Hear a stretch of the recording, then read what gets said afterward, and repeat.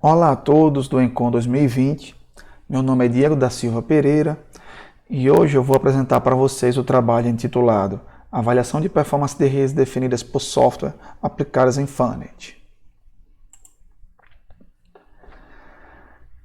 A utilização de veículos aéreos não tripulados em missões cooperativas tornou-se uma realidade. Para tal, é necessário viabilizar a comunicação entre os nós que compõem essa rede de dados e a estação base em terra. Dessa forma, motivou-se o surgimento de um novo tipo de rede, chamado Flying Ad Hoc Network. De forma geral, essas redes têm um funcionamento ad hoc, dispensando uma infraestrutura prévia e, além disso, devem garantir condições mínimas para dar suporte a essas aplicações cooperativas que essas aeronaves estão executando. Dentro desse contexto, é possível viabilizar a utilização de redes definidas por software, SDN, para coordenar o tráfego de dados em Fanet. Alguns pontos devem ser levados em consideração.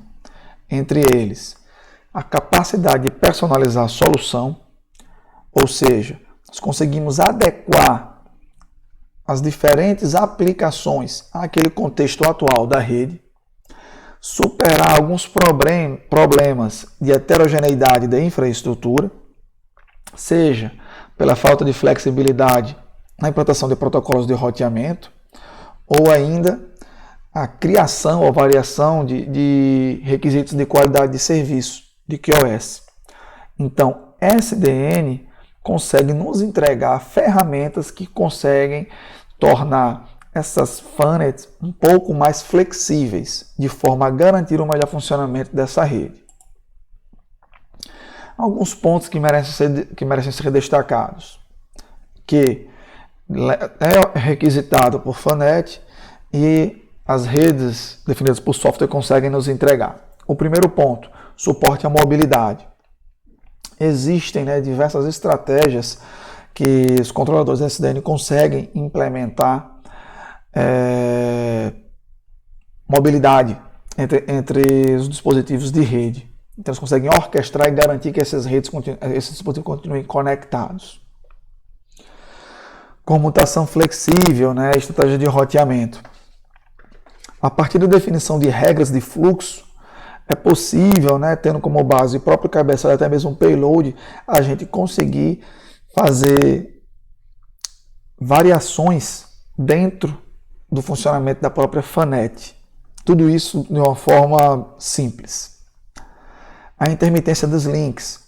Dada essa característica de cadastramento de cadastro de rotas, é possível fazer seleção de caminhos de forma dinâmica e ainda conseguir utilizar diferentes canais para otimizar o desempenho da rede. E, por fim, conseguir aumentar o tempo de autonomia dessas aeronaves através de serviços de balanceamento de carga ou até mesmo o desligamento temporário de alguns dispositivos que não estão sendo mais utilizados durante aquela missão. Como metodologia, foram investigados alguns simuladores e emuladores. Dada a natureza do projeto, foi utilizado o emulador Mininet Wi-Fi, com seu controlador padrão e o protocolo OpenFlow como interface southbound. Esses cenários que foram estudados tiveram variação na quantidade de nós. Então, tem cenários com 5, 10, 15 e 20 aeronaves. E como ferramenta para aferição dos resultados, foram feitos foi utilizada a ferramenta iPerf, onde foram enviados 50 KB de forma consecutiva 50 vezes, entre as aeronaves mais externas que compõem a frota. O modelo de mobilidade utilizado foi o back and forth, ou conhecido como vai e volta. E essas aeronaves foram dispostas lado a lado, criando uma topologia semelhante a uma topologia linear. Do lado direito, nós temos o ambiente de simulação, e do lado esquerdo uma ilustração desse modelo de mobilidade.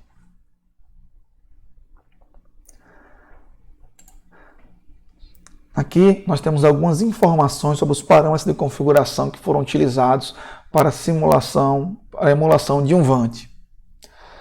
Nesse contexto, nós utilizamos o 802.11 ou Wi-Fi e algumas informações adicionais, como a altura de voo dos VANTs com 90 metros quadrados, todos foram definidos no canal 6, o modo de operação foi o 802.11G, um alcance de até 120 metros, e algumas informações de ganho da antena e a altura da antena com relação à aeronave e a velocidade da aeronave. Foram avaliados dois parâmetros, o jitter e a quantidade de dados perdida. Dentro desse cenário, observa-se a grande variação do atraso, dado que o jitter para um determinado experimento foi diferente para o experimento seguinte. Observem que, quanto maior a quantidade de aeronaves, é esperado que nós tenhamos um tempo de entrega ou um delay maior. E isso se reflete no gráfico. Os cenários com 20 aeronaves ultrapassaram aí os 80 mil milissegundos de delay entre as suas extremidades. Destaca-se que o envio de dados só ocorreu entre os nós mais extremos. Os nós intermediários atuaram apenas como relay. Contudo, informações de controle transitaram aí normalmente. Também é esperado que o cenário com a menor quantidade de VANTs tivesse um delay menor. Contudo, mesmo para esses cenários com 5 VANTs, nós tivemos atrasos de superiores a 60 mil milissegundos.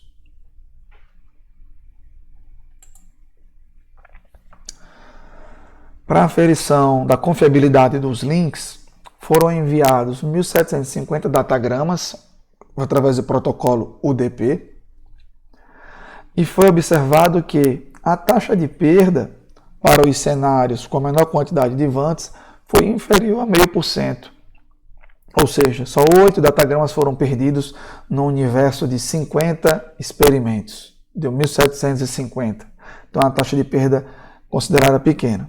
Entretanto, quando estamos trabalhando com cenários maiores, obtivemos uma taxa de perda superior a 1%. E isso reflete um resultado que pode comprometer o funcionamento de algumas aplicações.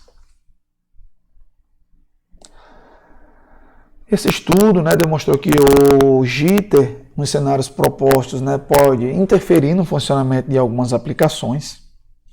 A taxa de perda de pacotes superior a 1% encontrada dos 3 dos 4 cenários também pode inviabilizar a utilização de SDN em FANETs. Então, a utilização de SDN em FANETs precisa ser melhor estudada e, para tal, é preciso inserir mais inteligência nesses controladores para que seja possível reduzir o impacto dessas métricas no desempenho da rede. E para trabalhos futuros, o objetivo principal é aprimorar os resultados encontrados através de novas funções desenvolvidas para esses controladores. Então agradeço a todos e deixo o meu e-mail para contato e agora fico à disposição para eventuais dúvidas. Obrigado.